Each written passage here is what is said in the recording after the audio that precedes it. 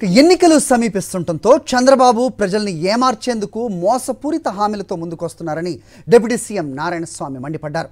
ప్రజలు చంద్రబాబు మాటలను నమ్మవద్దన్నారు. చంద్రబాబు ఏనాడు కూడా దళితుల సంక్షేమం కోసం ఆలోచన చేయలేదని ఫైర్ అయ్యారు. సీఎం జగన్ దళితులు, ఎస్టీలు, మైనారిటీలు, బీసీలకు ప్రత్యేక స్థానం కల్పిస్తున్నారని, ఉన్నత పదవులు కట్టబెడుతున్నారని గుర్తు చేశారు.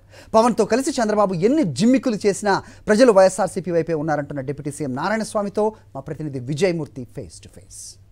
రానున్న అసెంబ్లీ ఎన్నికల్లో వారసులంతా కూడా రాజకీయ ప్రవేశం చేస్తూ ఉంటే ఉమ్మడి చిత్తూరు జిల్లాలో గంగాధర్ నెల్లూరు నియోజకవర్గం నుంచి ప్రస్తుతం ప్రాతినిధ్యం వహిస్తున్నటువంటి డిప్యూటీ సీఎం నారాయణస్వామి తన కూతురు కృపాలక్ష్మిని రాజకీయ ప్రవేశం చేయించారు. క్షేత్రస్థాయిలో ఆమె గెలుపుకు సంబంధించి నాయకులతో సమావేశాలు నిర్వహిస్తున్నారు.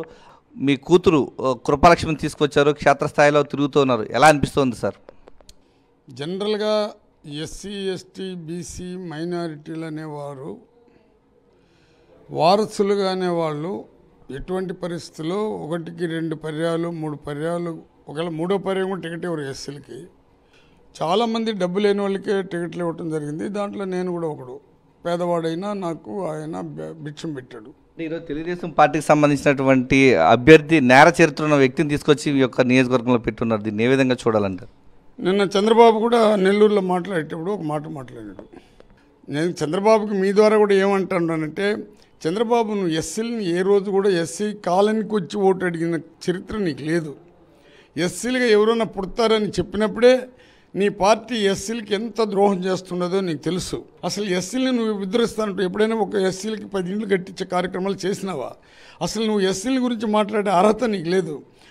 నిన్న కూడా మాట్లాడినాడు నారాయణస్వామి. నిజంగా నేను మళ్ళీ చెప్తున్నాను, చంద్రబాబు నాయుడు, నేను పుట్టినప్పటి నుంచి కూడా నేను ఎవరికి తల వంచకుండా నిలబడే వ్యక్తిని, నిన్ను ఎదిరించిన వ్యక్తుల్లో ఎస్సీల్లో నేను ఒక్కడే. అసలు నీకు నిజంగా ఒక ముఖ్యమంత్రిగా పనిచేసిన చంద్రబాబు, నువ్వు రామారావుకి ఎన్నుపోటు పోసినావా లేదా? రామారావు సాగు కారకుడైనావా లేదా? ఎవరైనా ఎస్సీలుగా పడతారని చెప్పినావా లేదా? పోనీ ఎస్సీల కోసం నువ్వు ఎప్పుడు తపన పడ్డావు?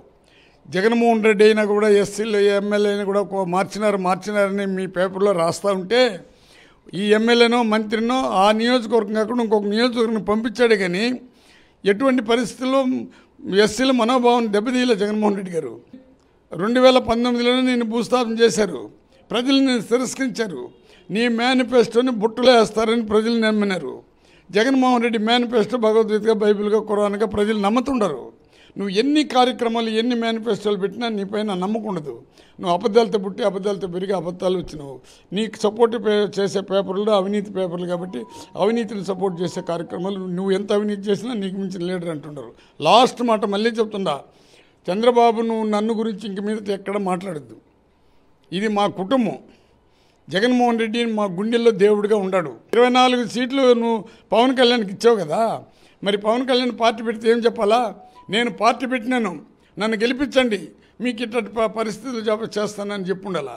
పార్టీ పెట్టి నీకు అమ్ముడు పోయి ఆయన 24 సీట్లు తీసుకుని దాంట్లో 5 సీట్లు ఇచ్చి మళ్ళీ 19 సీట్లు చంద్రబాబుతో మాట్లాడి, నీకు ఆయనకి పవన్ కళ్యాణ్కి అక్కడ క్యాండిడేట్ లేరు కాబట్టి చంద్రబాబు తెలుగుదేశం ఉండే వాళ్ళని తీసుకుని పెట్టి ఇవిరే నా పార్టీ అని చెప్పి మాట్లాడే మనస్తత్వాలు కలిగిన అందరూ ఒకటైనారు.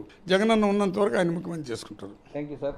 దళితుల సంక్షేమం ఏనాడు పట్టినటువంటి చంద్రబాబు నాయుడు దళితుల గురించి మాట్లాడే నైతిక అర్హత లేదంటున్నారు డిప్యూటీ సీఎం నారాయణస్వామి.